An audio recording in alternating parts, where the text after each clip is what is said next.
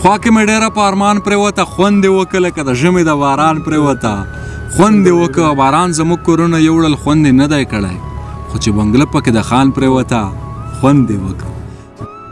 له یوې چغې سره پرېوته بېهوشه شوله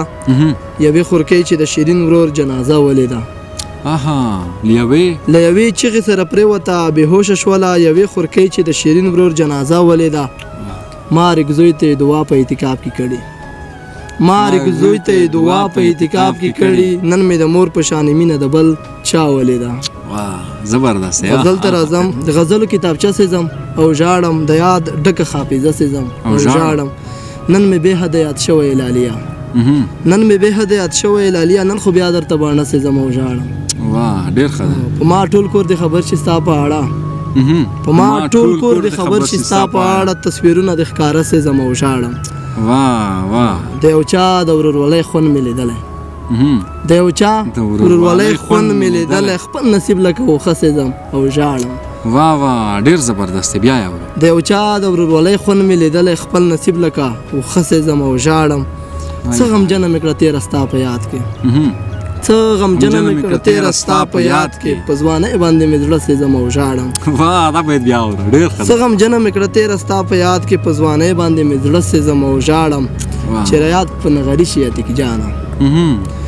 رایاد په نغري شي اتیک جانه بس ډوډۍ په تناره سېځم او ژاړم څه زبردست دی ډېر ښه دی بل هم درڅخه اورو مننه کم پاچا صاحب غزل دی ګلابونه د سپرلي مې سر ته یخي ګلابونه د سپرلي مې سر ته یخي څو بوتله خوشبويي مې سر ته یخي جنتونه مې په دغه دنیا ولید مړوندونه د لالي مې سر ته یخي ډېر ښه دی زه او ته پکې څنګ په څنګ ولاړ یو څو عکسونه پخواني مې سر ته یخي د ناکامې مینې نښې را سره دي ستا مت شوي مات بنګړي مې سر ته یخي دا عتیق خو دې ژوندی دی په غزلو کتابونه د غني مې سر ته یخي د لومړۍ ملاقات خوند هیر مې نه یې د دوو ماتو زړو پیوند هیر مې نه یې پرښتو ته به د هره سخته خایم د غمونو ډکه ژونده هیر مې نه یې د دنیا په خوراکو کې خوند نشته د دنیا په خوراکو کې خوند نشته د عادي د لاس نغنده هیر مې نه یې څه زبردست دی بیا یې اورو د دنیا په خوراکو کې خوند نشته د عادي د لاس نغنده هیر مې نه یې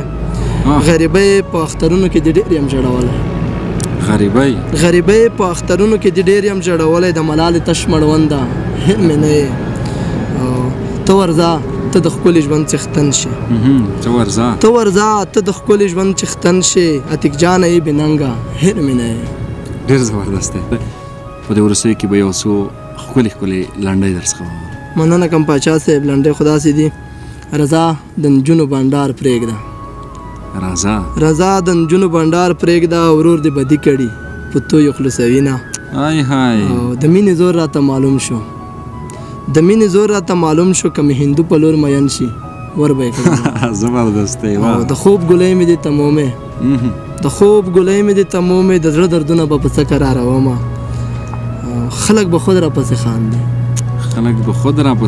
خلک به خود راپسې خاندي بې ورور یم خلک مې ورک حسابوینه مور به په هغه افسر جوړي سپین ټټارې زړکۍ خوړلی وینه یا به مې سپین کفن